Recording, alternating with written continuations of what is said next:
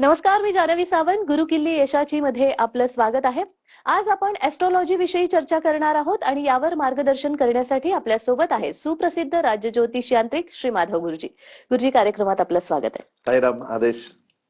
तर विषयाला सुरुवात करण्याआधी गुरुजींची ओळख आपल्याला करून देते. प्रतिभा ॲस्ट्रॉलॉजी रिसर्च सेंटर ही वैज्ञानिक दृष्टिकोनामधून ज्योतिष शास्त्राचं मार्गदर्शन करणारी संस्था आहे. ॲडव्होकेट श्री माधव गुरुजी या संस्थेचे संस्थापक आहेत. श्री माधव गुरुजी यांनी शुक्राचार्य ॲस्ट्रॉलॉजी सेंटर दिल्ली मार्फत त्यांनी ज्योतिष शास्त्राचा विविध शाखांचा तब्बल 16 वर्षाचा अभ्यासक्रम पूर्ण करून राज्य ज्योतिष यांत्रिक ही पदवी संपादन केलेली आहे. गेल्या 19 वर्षापासून प्रतिभा ॲस्ट्रॉलॉजीच्या माध्यमातून श्री माधव गुरुजींनी हजारो कुटुंबांना मार्गदर्शन केलेलं आहे. श्री माधव गुरुजी यांना ज्योतिष विद्याशास्त्राची 7 पिढ्यांची म्हणजेच 350 वर्षांची परंपरा लाभली आहे. सूक्ष्म रिडिंग, कुंडली मार्गदर्शन, वास्तुदोष निवारण, प्रश्नकुंडली, पंचयाग, महालय श्राद्ध या विविध सेवांसोबतच आध्यात्मिक साधनांसहित धार्मिक यात्रा प्रतिभा ॲस्ट्रॉलॉजी मार्फत आयोजित केल्या जातात. चारधाम यात्रा, नर्मदा परिक्रमा, तिरुपती कोल्हापूर यात्रा, हम्पी यात्रा, पंढरपूर यात्रा, गिरनार यात्रा, कैलास मानसरोवर अशा यात्रा वर्षभरात नियोजित केल्या जातात. स्वतः ॲडव्होकेट श्री माधव गुरुजी या यात्रेमध्ये देवदर्शनासोबतच सर्व आवश्यक धार्मिक विधी यजमानांकडून करून घेतात, ज्याने त्यांच्या आयुष्यामधील अडचणींवर मात करत सुखाचा मार्ग मोकळा होतो. श्री माधव गुरुजी यांना भेटण्यासाठी आपण पनवेल या सेंटरवर सोमवार, मंगळवार आणि शुक्रवार या दिवशी आणि प्रत्येक शनिवारी दादर आणि रविवारी पुणे येथे आपण गुरुजींना भेटू शकतात. तसंच गुरुजींचं शैक्षणिक क्षेत्रामध्ये देखील मोठं योगदान आहे. बाबा इंटरनॅशनल नावाची त्यांची स्वतःची सीबीएसई शाळा आहे. श्री माधव गुरुजी यांची विशेष ओळख म्हणजे ते नर्मदा तटवासी आहेत. ओंकारेश्वराला माधव स्पर्श शक्तीपीठ प्रतिष्ठान नावाचा स्वतःचा आश्रम आहे. अध्यात्माचा प्रसार प्रचार करण्याचा त्यांचा हेतू आहे. तसेच सुनीता उल्हास गोरक्षणी या गोशाळेच्या माध्यमातून गौमातेच्या सेवेसाठी गोरक्षणासाठी कामही माधव स्पर्श मध्ये सुरू असतं. चला तर मग विषयाला सुरुवात करूया. गुरुजी, माझा पहिलाच प्रश्न एक स्त्री म्हणून की तुम्ही नेहमी म्हणत असतात ॲस्ट्रॉलॉजी विषयी महिलांनी जागरूक असणं गरजेचं आहे, ते का? सर्वात महत्वाची गोष्ट म्हणजे मॅडम की तुम्हाला 6 शास्त्रामध्ये कुठलेही शास्त्र शिकायचं असेल तर पहिलं तुम्हाला ज्योतिषशास्त्र शिकावं लागतं. आणि आत्ताच्या एकंदर संपूर्ण परिस्थितीमध्ये तुम्ही महिला म्हणून बघाल किंवा जनरली समाजामध्ये बघाल तर जेवढं काही शास्त्र आहे किंवा जेवढं काही अध्यात्म आहे याच्यामध्ये मॅक्झिमम सगळं जर सांभाळून ठेवलं असेल ना तर ते स्त्रियांनी मोठ्या प्रमाणामध्ये सांभाळले. म्हणजे मॅक्झिमम साधना या स्त्रियांकडनंच केल्या जातात. मॅक्झिमम व्रतवैकल्य असतात ते स्त्रियांचा भाग असतो. आणि स्त्री हा समाजातला प्रमुख घटक आहे. म्हणजे आणि ॲस्ट्रॉलॉजीचा आणि स्त्रियांचा यांचं बघितलं तर अगदी घनिष्ठ संबंध असा आहे. याचं महत्वाचं कारण असं आहे की जर तुम्ही बघितलं तर स्त्रियांना जर म्हणजे एक स्त्री जर जागृत झाली किंवा एक स्त्री जर म्हणजे सुशिक्षित झाली तर अख्खं कुटुंब सुशिक्षित होतं. त्याप्रमाणे एक स्त्री जर जागृत झाली तर अख्खं कुटुंब जागृत होतं. आणि नुसतं कुटुंब जागृत होत नाही तर त्या कुटुंबाबरोबर संपूर्ण समाज सुद्धा जागृत होतो. म्हणजे जर एका स्त्रीला जर अध्यात्माविषयी किंवा याच्या ज्योतिषाविषयी जर पूर्णपणे नॉलेज प्राप्त असेल तर डेफिनेटली तिच्याकडनं त्या गोष्टीचा प्रचार होतो, त्या गोष्टीचा प्रसार होतो. आपल्या जर कुटुंबामधल्या एखाद्याला 7:30 चालू आहे तर त्याला काय त्रास होणार आहे हे जर तिला समजलं तर ती पहिली अलर्ट होते आणि ती काळजी घेते. त्याच्यामुळे मोठे मोठे धोके टळतात. तर याप्रमाणे स्त्री जर अलर्ट असेल म्हणजे ती जर अवेअरनेस तिचा जर असेल या बाबतीमध्ये तर 100% त्याचा कुटुंबाला नाही तर संपूर्ण समाजाला फायदा होतो. आणि मुळात स्त्रियांचं बघाल तर स्त्रियांचा एक स्वभाव असतो की त्यांना मंगल करायची म्हणजे दुसऱ्याच्या आयुष्यामध्ये चांगलं करण्याची मूलभूत वृत्ती असते. म्हणजे की त्यांचं प्रत्येक क्रम बघाल तर त्याच्यामध्ये आवर्जून असतं की प्रत्येक महिलेचं बघितलं तर एखाद्याचा भलं आपल्या हातून झालं नाही तरी चालेल पण नुकसान कुणाचं हातून व्हायला नको ही काळजी प्रत्येक महिला घेत असते. आणि हीच वृत्ती जर त्यांची जोपासली तर त्याच्यामध्ये म्हणजे की ॲस्ट्रॉलॉजी बाबत अवेअरनेस जर स्त्रियांमध्ये आला तर डेफिनेटली त्याचा फायदा संपूर्ण समाजाला आणि कुटुंबाला होईल. म्हणजे नॉर्मली तुम्ही बघाल की कुठल्याही गोष्टीमध्ये आज आपली ओळख जी आहे ती ओळख कशामुळे होते तर आपल्या नावामुळे आपली ओळख होते. मग आपलं नाव आहे ते नाव कोण ठेवणारे असते तर आपली आत्या नाव ठेवते. म्हणजे त्या सुद्धा महिलाचा भाग आला. आता ज्या वेळेला ती नाव ठेवते त्यावेळेला तिला जर ॲस्ट्रॉलॉजी मध्ये अवेअरनेस असेल तर ती नाव ठेवताना त्या प्रकारचा विचार केला. आता नावाच्या बाबतीमध्ये शास्त्र काय सांगतं तर नावाच्या बाबतीमध्ये शास्त्र असं सांगतं की तुमचं नाव ठेवताना तुमचं जे काही राशीवरनं अध्याक्षर वगैरे आलं असेल त्याच्यावरनं तुम्ही नाव ठेवा. पण नावामध्ये प्रामुख्याने ब, य, र आणि ल म्हणजे BYRL या अल्फाबेटचा उच्चारण यायला पाहिजे. हे उच्चारण ज्याच्यामध्ये येतं ते नाव तुम्हाला कधीही रिकामं भेटणार नाही. जसं शरद पवार रचं उच्चारण उच्चारण येतं मोठं होतं, देवेंद्र आरचं उच्चारण येतं मोठं होतं, नरेंद्र आरचं उच्चारण येतं मोठं होतं, यशवंतराव चव्हाण वायचं उच्चारण येतं मोठं होतं, विलासराव देशमुख लचं उच्चारण होतं मोठं होतं. म्हणजे ज्या वेळेलाही नावं वापरली जातात, म्हणजे प्रामुख्याने तुम्ही बघाल की जर आपण मिनरल वॉटर घेतो त्या कंपनीचं नाव सुद्धा बिस्लरी आहे, त्याच्यामध्ये बी पण आहे, त्याच्यामध्ये एल पण आहे, त्याच्यामध्ये आर पण आहे. आज तुम्ही बघा कुठे आपण गेलो तर आपण 20 रुपये देतो, मिनरल वॉटर नाही मागत, आपण म्हणतो बिस्लरी द्या. आज रिलायन्स सारखी कंपनी की आज तुम्ही बघाल तर 2 वर्षाच्या मुलाला सुद्धा रिलायन्स कंपनीचं नाव माहिती आहे, रिलायन्सचं नाव बघाल तर त्याच्यामध्ये सुद्धा आर पण आहे आणि त्याच्यामध्ये एल पण आहे. म्हणजे नावाचं शास्त्र असं की कृष्णाला काय विचारायचं की बाबा चमत्कार कसे करतो, देव कसा आहे, तर तो म्हणला की कृष्ण नाव आहे म्हणून चमत्कार आपोआप होतात, कृष्ण आहे म्हणून चमत्कार होत नाही, तर नाव कृष्ण आहे म्हणून चमत्कार आपोआप होतात. कृष्णाच्या नावामध्ये सुद्धा आरचं उच्चारण येतं. मग ज्या वेळेला एखादी महिला जागृत झाली की तिला नाव ठेवताना जर तिला अवेअरनेस असेल की नावामध्ये ब यायला पाहिजे, य यायला पाहिजे, र यायला पाहिजे किंवा ल यायला पाहिजे, तर ती प्रामुख्याने तसंच नाव त्याच्यामध्ये ठेवेल की जेणेकरून त्या मुलाचा पूर्णपणे उत्कर्ष होईल, त्याची पुन्हा प्रगती होईल. डेफिनेटली त्याची प्रगती झाली की कुटुंबाची प्रगती होईल, कुटुंबाची प्रगती झाली की समाजाची प्रगती होईल. म्हणजे स्त्रियांमध्ये अवेअरनेस आला तर सगळ्या गोष्टीमध्ये त्याचा फायदा होतो. हे सगळं कोण सांगतं तर ऍस्ट्रॉलॉजी सांगतं, म्हणजे या सगळ्याचा प्रसार ऍस्ट्रॉलॉजीच्या मार्फत होतो. म्हणजे एक अवेअरनेस ऍस्ट्रॉलॉजीमध्ये आला तर तो इतका महत्वाचा आहे की आता एक सध्या मध्ये एक पिक्चर निघालेला होता, काय पाहिलंस माझ्यात. आता ज्या वेळेला मुलगा किंवा मुलगी बघायला जातात, म्हणजे की मुलीला आपल्या नवरा बघायचा म्हणजे जावई आपल्याला बघायचंय, तर त्याला सुद्धा प्रामुख्याने स्त्रियाच जातात, म्हणजे मुलीची आई वगैरे जाते. किंवा उद्या जर घरामध्ये सून आणायची असेल तर मुलाची आईच प्रामुख्याने त्याच्यामध्ये पुढे जाते. आणि मी या दोन्ही ठिकाणी कशी पारख करायची की आज तुम्ही मुलगी बघायला गेले तर त्या मुलीमध्ये काय असायला पाहिजे हे तुम्हाला काय माहिती, किंवा मुलामध्ये काय असायला पाहिजे हे तरी तुम्हाला कुठे माहिती आहे. तर हे सगळं तुम्हाला ऍस्ट्रॉलॉजी सांगतं की उद्या मुलगा बघायला गेल्यानंतर प्रामुख्याने 3 गोष्टी बघायच्या. म्हणजे उद्या तो शर्ट पॅन्ट वगैरे सगळं घालून तुमच्या समोर बसलेला आहे आणि तो बसलेला असताना तुम्हाला त्याचा चेहरा दिसणार आहे. तर सर्वात महत्वाची गोष्ट येते की ज्या वेळेला तुम्हाला तुमच्या मुलीकरता तुम्ही म्हणजे की मुलगा बघताय, आज तुम्ही जावई घरामध्ये आणणार आहे, तर तो जावई सिलेक्ट करताना त्याच्या ज्या भुवया आहेत, त्याची मिशी आहे, त्याची दाढी आहे, त्याचे केस आहेत, हे भरगच्च दाट असायला पाहिजे. ज्या वेळेला त्याची म्हणजे की दाढी दाट असेल, त्याची मिशी दाट असेल किंवा भुवया दाट असतील, त्याच्या वेळेला प्रामुख्याने त्याच्यामध्ये पुरुषार्थ असेल. आता कन्यादानाचा संकल्पच काय सांगतो की मम कन्या प्रजा उत्पादनार्थ, म्हणजे की माझी मुलगी तुला पुढे हिचा तू उपभोग घे आणि समाज वाढव, म्हणजे एक चांगला सुशिक्षित नागरिक तू निर्माण कर, एक सुशिक्षित माणूस तू निर्माण कर, याच्याकरता माझी कन्या मी तुला देतोय. मग त्या मुलामध्ये पुरुषार्थ असायला पाहिजे. तो पुरुषार्थ फक्त त्याला नुसतं बघितलं ना की बघितल्या क्षणी कळायला पाहिजे किंवा याच्यामध्ये पुरुषार्थ आहे की नाही. तर ही खूण तुम्हाला ऍस्ट्रॉलॉजी देतं. दुसरी महत्वाची गुण म्हणजे की त्या मुलाच्या कानाच्या ज्या पाळ्या आहेत, म्हणजे हे जो कानाचा भाग आहे, हा कानाचा भाग हा चिकटलेला असायला पाहिजे. याच्या गालाला हा जो भाग आहे त्याला तो चिकटलेला असायला पाहिजे. जर चिकटलेला असेल तर तो कुठेही फसणार नाही, म्हणजे आणि तो फसणार नाही त्यामुळे तुमची मुलगीही फसणार नाही, तिचा संसारही पूर्णपणे व्यवस्थित चालेल. तर त्याच्या कानाच्या पाळ्या या सुट्ट्या नाही पाहिजेत, म्हणजे ह्या चिकटलेल्या असायला पाहिजेत. हा दुसरा भाग येतो. आणि तिसरा महत्वाचा भाग ऋषी सांगतात त्या ठिकाणी की त्याच्या चेहऱ्यावरती कुठेही तीळ नसावा. हे मी मुलांच्या बाबतीत सांगतोय, कारण मुलींच्या बाबतीमध्ये आवर्जून तुम्हाला तीळ भेटेल तर सगळे चिंतेमध्ये येतील. तर तसं नाहीये, मुलाच्या बाबतीमध्ये बघताना त्याच्यावर तीळ नसावा, का तर तीळ असेल तर तो कुठेतरी कलंकित होईल. आणि कलंक म्हणजे जो आहे तो काजळापेक्षा काळा आहे, म्हणजे तर कलंकित तो नसला पाहिजे, म्हणजे तो भविष्यामध्ये कलंकित नाही झाला पाहिजे आणि तो पूर्वार्धात सुद्धा कलंकित नसावा. या तिन्ही गोष्टी तुम्हाला ऍस्ट्रॉलॉजी सांगतं. आता मुलगी बघायला तुम्ही गेले तर मुलगी बघायला गेल्यानंतर सर्वात पहिले काय बघायला पाहिजे, तर हसताना तिचे दात दिसायला पाहिजे. जर त्या मुलीचे हसताना दात दिसले नाही तर ती खूप आतल्या गाठीची असेल, ती तुमच्या मुलाला 6 महिन्यामध्ये वेगळा करेल आणि त्याचा संसार मांडेल. तर ती हसताना तिचे दात दिसायला पाहिजे, ही सर्वात मोठी खूण येते. दुसरी महत्वाची खूण म्हणजे की तिच्या पायाच्या दोन्ही करंगळ्या, पायाच्या दोन्ही करंगळ्या म्हणजे शेवटचं बोट, स्मॉल बोट आपण ज्याला म्हणतो, ते जमिनीला टेकलेलं असायला पाहिजे. म्हणजे ते जर करंगळी तिची जमिनीपेक्षा वरती असेल तर ती हवेमध्ये असेल आणि तुमच्या मुलाचा संसार पण हवेमध्ये करेल. म्हणजे तर त्या अनुषंगाने त्या दोन्ही जमिनीला टेकलेल्या आहेत की नाही हे त्याच्यामध्ये बघायचंय. आणि तिसरी महत्वाची गोष्ट की मुलगी ज्या वेळेला तुमच्याकडे आवरून सोडून कशी समोर आली, तिचा चेहरा पूर्णपणे दिसणार आहे. हा जो पोर्शन आहे म्हणजे कपाळाचा, हे दोन्ही पोर्स तिचे आतमध्ये गेलेले असायला पाहिजेत. आणि हे जर लक्षण असेल तर त्या मुलीला 100% तुम्ही सून म्हणून करा. ती तुमच्या आयुष्याचं नव्हे तर तुमच्या समाजाचं, तुमच्या कुटुंबाचं, तुमच्या मुलाचं 100% कल्याण करेल. ती यशस्वी संसार करेल आणि त्याच्यामध्ये ज्या काही गोष्टी किंवा जे एक सून तुम्ही लक्ष्मी म्हणून आणली ती खरोखरी लक्ष्मीच्या पायाने येईल.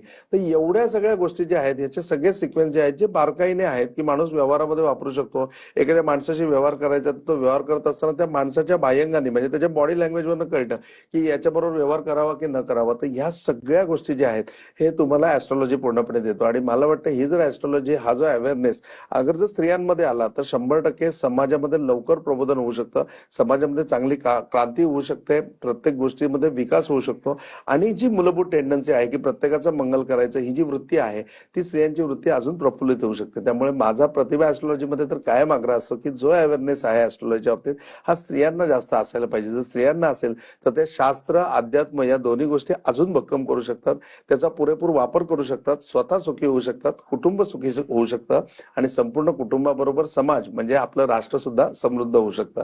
तर त्याच्याकरता असा आग्रह आहे की प्रतिभा ऍस्ट्रॉलॉजीमध्ये प्रामुख्याने आम्ही सांगतो की स्त्री असेल तर तिला तिच्या भविष्याच्या बरोबर दोन गोष्टी तिच्या पत्रिकेमध्ये अशा काय आहेत त्या मॅक्झिमम समजावून सांगतो, का तर त्याचा प्रचार ते पुढे करणार आहे. आणि तो प्रचार ज्या वेळेला समाजामध्ये येईल त्यावेळेला डेफिनेटली समाजामध्ये क्रांती निर्माण होईल.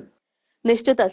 आणि मला असं वाटतं की जर तुम्हालाही गुरुजींचं असंच मार्गदर्शन हवं असेल तर प्रतिभा ऍस्ट्रॉलॉजी युट्यूब चॅनलला नक्की सबस्क्राईब करा. गुरुजी, जर माणसाचं जीवन हे कर्माच्या सिद्धांतानुसार चालतं असं म्हणतात, तर मग ऍस्ट्रॉलॉजीमध्ये माणसाच्या जीवनात येणाऱ्या समस्या त्याचं समाधान कसं काय करता? मॅडम, खूप छान प्रश्न तुम्ही विचारला. म्हणजे की कर्माच्या सिद्धांतानुसार म्हणतात असं नाही, कर्माच्या सिद्धांतानुसारच आयुष्य चालतं. आणि आपण त्या प्रतिभा ऍस्ट्रॉलॉजीमध्ये जेवढे काही कार्यक्रम किंवा जेवढं काही सामाजिक व्यासपीठावर आपण बोलतो त्यावेळेला निश्चितपणे सांगतो की ऍस्ट्रॉलॉजी हा कर्माच्या सिद्धांतानुसार चालणाराच पूर्णपणे भाग आहे. मग हा प्रश्न अगदी बरोबर आहे जो तुम्ही विचारलाय तो, की कर्माच्या सिद्धांतानुसार ऍस्ट्रॉलॉजी म्हणजे की जर भविष्य चालणार आहे तर मग ऍस्ट्रॉलॉजी कसं काय उपाययोजना त्याच्यामध्ये देऊ शकते. तर ऍस्ट्रॉलॉजी त्याच्यामध्ये उपाययोजना देऊ शकते. याचं कारण असं आहे की ज्यावेळेला तुम्ही जन्माला आलात त्यावेळेला 100% संचित हे अगोदर ठरलेलं आहे. म्हणजे तुम्ही कुठे जाणार, कुठे उठणार, कुठे बसणार, काय करणार, तुमच्या आयुष्यामध्ये काय घडणार, या सगळ्या गोष्टी पहिल्याच ठरलेल्या आहेत. हे पहिलं ठरलंय, याला आपण संचित म्हणतो, जे 100% ठरलेलं आहे. त्याच्यामध्ये 1% बाकी नाहीये. परंतु या संचिताचं ज्यावेळेला डिवायडेशन होतं की ज्यावेळेला तुम्ही जन्माला आले त्यावेळेला जन्माला आलेलं असतं त्याचं डिवायडेशन 2 भागामध्ये होतं. त्याच्यामध्ये 60% भाग आहे हा तुमचा प्रारब्ध आहे आणि 40% जे तुमच्या हातामध्ये आहे त्याला कर्मणी कर्म म्हणतात. 40% कर्मणी कर्म तुमच्या हातामध्ये आहे. आता या गोष्टी तुमच्या हातामध्ये असल्याच्या नंतर मग ते कर्म तुम्ही कशा प्रकारे करता याच्यावरती त्याची रिॲक्शन पूर्णपणे म्हणजे तुमची ऍक्शन कशी होणार आहे त्या ऍक्शनवरती समोरून रिॲक्शन आहे. म्हणजे त्यामुळे तुमचं संचित जरी 100% ठरलेलं असलं तरी त्याच्यात 60% प्रारब्ध आहे, म्हणजे त्याच्यामध्ये बदल घडू शकतो. मग तो बदल कशाने घडवायचा आहे तर 40% कर्मणी कर्माने घडवायचा आहे. आता हा घडवत असताना त्याच्यामध्ये प्रामुख्याने जर आपण बघितलं की हा प्रश्न आहे जर कर्माच्या सिद्धांतानुसार चालणार तर मग ऍस्ट्रॉलॉजी उपाय कसे देऊ शकते. पण शेवटी कर्माच्या सिद्धांतानुसार सुद्धा तुमच्या आयुष्यामध्ये समस्याच निर्माण होणार आहेत. मग समस्यांचं स्वरूप हे ठरलेलं आहे. आता समस्यांच्या स्वरूपामध्ये बघाल तर भौतिक समस्या आहेत, आदिभौतिक समस्या आहेत किंवा आध्यात्मिक समस्या आहेत. या 3 प्रकारे जीवनामध्ये समस्या येतात. चौथ्या ज्या समस्या येतात त्या भावनात्मक म्हणजे आपण खूप इमोशनल होतो आणि इमोशनल असल्यामुळे तुमच्या जीवनामध्ये समस्या आहेत. 5वी भाग येतो त्याच्यामध्ये ते म्हणजे की विनाकारण रिस्पॉन्सिबिलिटी, तुम्ही विनाकारण ज्या जबाबदाऱ्या घेताय त्या जबाबदाऱ्यांमुळे तुमच्या आयुष्यामध्ये पूर्णपणे समस्या आलेल्या आहेत. मग या 5चं जे रिझन आहे म्हणजे की या 5ची समस्या काही वेगवेगळ्या कारणामुळे तुमच्या आयुष्यामध्ये येणार आहेत. मग ती कारण शोधून त्याच्यावरती समाधान जे ते समाधान पूर्णपणे ऍस्ट्रॉलॉजी देते. आता ऍस्ट्रॉलॉजी समाधान देते म्हणजे त्याच्यामध्ये नक्की काय देते तर कुठल्याही परिस्थितीमध्ये तुमचं पुण्य हे बॅलन्स राहिलं पाहिजे. ज्यावेळेला तुमचा पुण्याचा भाग अधिक असेल त्यावेळेला डेफिनेटली तुमच्या कर्माच्या सिद्धांतानुसार पाठीमागच्या जन्माचं किंवा आणखीन कुठल्या श्रापाचं किंवा कुठल्या बाह्य शक्तीचं किती जरी बळ असलं तरी सुद्धा त्याच्यावरती पूर्णपणे कंट्रोल ठेवला जाईल, पूर्णपणे त्याच्यावरती कंट्रोल राहतो आणि त्याचं फलित मिळत असताना किंवा त्याचे वाईट फळं मिळताना सुद्धा त्याच्यामध्ये कंट्रोल राहतो. कुठे ना कुठे तुम्ही सेफ केले जातात. कधी ज्यावेळेला तुमचं पुण्य असेल तेव्हा. आता या ठिकाणी आपण बघा वेळोवेळी कार्यक्रमामध्ये सांगतो की धृतराष्ट्राचे 100 पुत्र होते, 100 कौरव होते, परंतु त्याचे 100च्या 100 पुत्र मारले गेले. त्यावेळेला ते भगवान श्रीकृष्ण परमात्म्याला विचारतात की माझ्या जीवनामध्ये मी असं काय पाप केलंय की 100 पुत्र असून हा सुद्धा माझा लावारिस मरण आहे. म्हणजे उद्या मी गेल्याच्या नंतर माझा कोणी वंशज नाही की जो मला अग्नी देईल, म्हणजे दुसरं कोणीतरी मला अग्नी देणार आहे, हे लावारिसच झालं. तर एवढं मी काय पाप केलंय. त्यावेळेला भगवान श्रीकृष्ण परमात्म्यांना आठवण करून देतात की बघा एका जन्मामध्ये तुम्ही भिल्ल होतात आणि ज्यावेळेला तुम्ही पक्षी पकडायला गेलेले तर त्यावेळेला तुम्ही अख्खं झाड जे होतं ते जाळून टाकलं. त्याच्या हाळा इतक्या बसल्या की त्याच्यामुळे ते पक्षी आंधळे झाले, जे उडून गेले. ज्या पक्षीने त्या पक्षीने सुद्धा आंधळ्या झाल्या त्या ठिकाणी आणि त्यांचे जे 100 अंडी त्या झाडावरती होती ती जळून पूर्णपणे खाक झाली. ते हे पाप तुम्हाला आता आलं की तुमचे 100च्या 100 पुत्र मारले गेले, तुमचा जन्मच अंध अवस्थेमध्ये झाला आणि तुमची पत्नी त्याच्यापुढे डोळस असून सुद्धा तिने अंधत्वामध्ये पूर्ण आयुष्य काढलं. तर हा सगळा तुमच्या कर्माचा भाग आहे आणि तो तुमच्या वाट्याला आला. मग धृतराष्ट्र म्हणतो की हा जन्म तर मला आठवत पण नाही, म्हणजे मग एवढं जुनं ते पाप आता कसं आलं. मग तो म्हणतो की आता तुमची पुण्याची राशी कमी झाली. तुमची पुण्याची राशी जशी कमी झाली तशी पापाची राशी, पापाची फळ किंवा जी कर्माची फळ आहे ती तुम्हाला मिळायला सुरुवात झाली. पण डेफिनेटली आपल्या आयुष्यामध्ये जर आपण पुण्याची आपली राशी जी आहे ती पुण्याची राशी आपण मजबूत ठेवली तर अशा प्रकारचं कुठलंही विघ्न आपल्या वाटेला येणार नाही. किंवा जर एखादं विघ्न वाटेला येत जरी असेल तरी तुम्ही त्याच्यामध्ये सेफ केले जाल. तुम्हाला त्या परिस्थितीला जी काही गोष्ट आहे ती गोष्ट तुम्हाला प्राप्त होईल. आता याच्यामध्ये कर्माच्या सिद्धांतानुसार शास्त्रानुसार ज्या वेळेला आपण सांगतो त्याच्या वेळेला ऍस्ट्रॉलॉजी प्रामुख्याने त्याच्यामध्ये भौतिक, अधिभौतिक, आध्यात्मिक, भावनात्मक आणि तुमच्या जबाबदाऱ्यातून ही परिस्थिती कुठच्यामुळे निर्माण झालेली आहे याचं पहिलं रिझन फाइंड आउट करते की या गोष्टीमुळे हे निर्माण झालेले आहे. मग ते निर्माण झालेलं असताना सगळ्या उपासनेमध्ये सर्वात मेजर पार्ट हाच असतो की तुमच्या आयुष्यामध्ये कसं समाधान प्राप्त करता येईल. आता नॉर्मल समस्या असते की घरी मुलं आहेत आणि मुलांच्या बाबतीमध्ये बघाल तर एवढा आळस त्यांच्या अंगामध्ये की त्यांना उठवलं नाही तर 12 वाजेपर्यंत उठणार पण नाही. याच्या व्यतिरिक्त इतका ओव्हर कॉन्फिडन्स आहे की तो हवेतच चालतोय, म्हणजे काही विचारलं की त्याला असं वाटतं की बस मला सगळं येतं. आणि ज्यावेळेला तो परीक्षेला जातो त्यावेळेला त्याला काहीच येत नसतं आणि मग त्याच्या रिझल्टवरती परिणाम होतो. मग तिसरी गोष्ट अशी असते की घरामध्ये आहे तो शाळेमध्ये जाणार तर आता काय वॉचमन सारखं तुम्ही मागे नाही जाऊ शकत, म्हणजे पॅरेंट्स त्याचं पूर्णपणे लक्ष नाही देऊ शकत आणि मुलगा चुकीच्या संगतीमध्ये येतो आणि त्या संगतीमुळे त्याच्यावरती प्रॉब्लेम आहे, तुम्हालाही समजतं. परंतु याच्यावर तुम्ही काय समाधान काढू शकता का की तुम्हाला माहिती आहे तो आळशी आहे, पण आता बोलून बोलून सुद्धा लिमिट झालं, म्हणजे की तुम्ही बोलूही शकत नाही. आता मुलगा इतका मोठा झाला की तुम्ही त्याला मारूही शकत नाही. आणि तिसरी गोष्ट म्हणजे की तो चुकीच्या संगतीमध्ये आहे हे त्याला समजावून सांगून त्याला स्वतःलाही हे समजतं, परंतु त्याच्यामध्ये परिवर्तन घडत नाही. मग अशी ज्या वेळेला समस्या येईल त्याच्या वेळेला तुम्ही काय करणार, म्हणजे तर त्या समस्येला जे समाधान आहे ते ऍस्ट्रॉलॉजी त्यावेळेला तुम्हाला देतं. की आमच्याकडे आल्यानंतर हे सगळं सांगितलं ज्यावेळेला आम्ही सांगतो त्यावेळेला ते म्हणतात अहो हे सगळं आम्हाला माहिती आहे पण आम्हाला सांगा याच्यावरती समाधान काय. आणि मग त्यावेळेला सांगितलं होतं की तुम्ही 4 मुखी रुद्राक्ष वापरा. किंवा पुन्हा आपण महिलांच्या बाबतीत बघू, महिलांच्या बाबतीत बघितलं तर त्यांचं इतकं काही जबाबदाऱ्या त्या घेतात अंगावरती आणि त्या सगळ्या पार पडतात. म्हणजे स्वभाव इतका चांगला आहे की प्रत्येकाला मिळून मिसळून आहे, प्रत्येकावरती प्रेम आहे, प्रत्येकावरती मोह आहे, माया आहे, अगदी कष्टाने प्रत्येकाचं करतात. कुठल्याही कार्यक्रमाची जबाबदारी आली तर तो कार्यक्रम नेटाने पार पाडतात, सगळी जबाबदारी पूर्ण करतात. पण एकदा काय त्यांचं डोकं सटकलं की बोलून सगळं फुकट घालवतात. मग त्या बोलण्यावरती कंट्रोल कसा आणायचा हा तुम्ही बघाल तर प्रत्येक महिलेला या गोष्टीचा अनुभव येईल की खरंच माझ्या बोलण्यामुळे माझं सगळं नुकसान होतं. म्हणजे एक तुकाराम महाराजांचा अभंग आहे की 25 अक्षरी करशी बरोबरी, तुझे तोंड तुझं वैरी. म्हणजे उद्या अख्ख्या समाजाची बरोबरी तुझ्या बरोबर होऊ शकते एकटीमध्ये, पण तुझं तोंड तुझं वैरी आहे की तुझ्या तोंडामुळे समाज अख्खा तुला नावच ठेवेल. मग ही जी परिस्थिती येते त्यावेळेला कंट्रोल कसं आणायचं, तर त्यावेळेला नॉर्मली एक पवळं रत्न आहे जे वापरून तुम्ही कंट्रोल करू शकता. म्हणजे ह्या ज्या समस्या तुमच्या आयुष्यामधल्या आहेत त्याला 100% रत्न किंवा रुद्राक्ष हे वापरून तुम्ही करू शकता. परंतु याच्या व्यतिरिक्त परिस्थितीजन्य आपण म्हणतो की अरे नाही परिस्थिती इतकी खराब आहे मी काय करू, म्हणजे किंवा एखाद्या ठिकाणी फसवणूक झाली, तुमचं सर्वस्व संपलंय, आता उभं राहायचंय तर आता उभं राहायला तुमच्याकडे काय, म्हणजे तर या सगळ्या गोष्टी ह्या ज्या समस्या येतात या सगळ्या समस्यांना समाधान जे आहे ते समाधान ऍस्ट्रॉलॉजीच्या मार्फत तुम्हाला मिळू शकतं. मग त्याच्यामध्ये वेगवेगळ्या प्रकारचे याग आहेत, म्हणजे जे याग करून तुम्ही त्याच्यामध्ये पुण्याची राशी वाढवू शकता. एकदा पुण्याची राशी तुमची वाढली की डेफिनेटली तुमचं पाप कमी होतं किंवा पापाचे जे फळं आहेत ते फळं मिळायची तुमची बंड होतात, पुण्यावरती तुमचं व्यवस्थित चालतं. तर ऍस्ट्रॉलॉजीचा पहिला भार असतो की समस्याचं समाधान करत असेल त्याचं पुण्य पहिले वाढवा, त्याच्यामुळे त्याच्यामध्ये याग सांगितला जातो. दुसरी महत्वाची गोष्ट म्हणजे की कुठेतरी तुमचं इमोशनल आहात, तुम्ही भावनात्मक आहात, त्या भावना कमी व्हायला पाहिजे, तुम्ही प्रॅक्टिकली व्हायला पाहिजे. मग ते प्रॅक्टिकल होण्याकरता त्याच्यामध्ये काय तर त्याच्यामध्ये यात्रा सांगितली जाते की तुम्ही यात्रा करा की त्या यात्रेमध्ये गेल्यानंतर तुम्हाला ज्ञान मिळेल, थोडं तुम्हाला वैराग्याची पण प्राप्ती होईल. याच्या व्यतिरिक्त तुम्हाला तुमच्या आयुष्यामध्ये या सगळ्या गोष्टी कशा बॅलन्स करायच्या हे तुम्हाला तिथे सत्संगाच्या माध्यमातून कळेल. म्हणजे मग त्याच्यावरती यात्रा म्हणजे की समाधान म्हणून दिलं जातं की तुम्ही यात्रा करा, याच्याने पूर्णपणे तुमचं समाधान प्राप्त होईल. तर ऍस्ट्रॉलॉजी म्हणजे की डेफिनेटली तुमच्या आयुष्यामध्ये येणारी समस्या ही कर्माच्या सिद्धांतानुसारच आहे, पण सोल्युशन तुम्हाला ऍस्ट्रॉलॉजी देऊ शकतं का तर ऍस्ट्रॉलॉजीकडे या सगळ्याचा अभ्यास आहे. आणि याच्या व्यतिरिक्त पुण्याची जी राशी आहे ती तुमची बळकट करण्याचं काम, ती वाढवण्याचं काम पूर्णपणे ऍस्ट्रॉलॉजी करू शकतं. निश्चितच. आणि तुम्हाला जर गुरुजींचं प्रत्यक्ष मार्गदर्शन हवं असल्यास स्क्रीनवर दिलेल्या फोन नंबरवर नक्की संपर्क करा. जर काही कारणामुळे तुमचा फोन उचलला गेला नाही तर काळजी करू नका, तुम्हाला समोरून संपर्क केला जाईल. आता वेळ झालेली आहे छोट्याशा विश्रांतीची, कुठेही जाऊ नका, पाहत रहा गुरु किल्ली यशाची.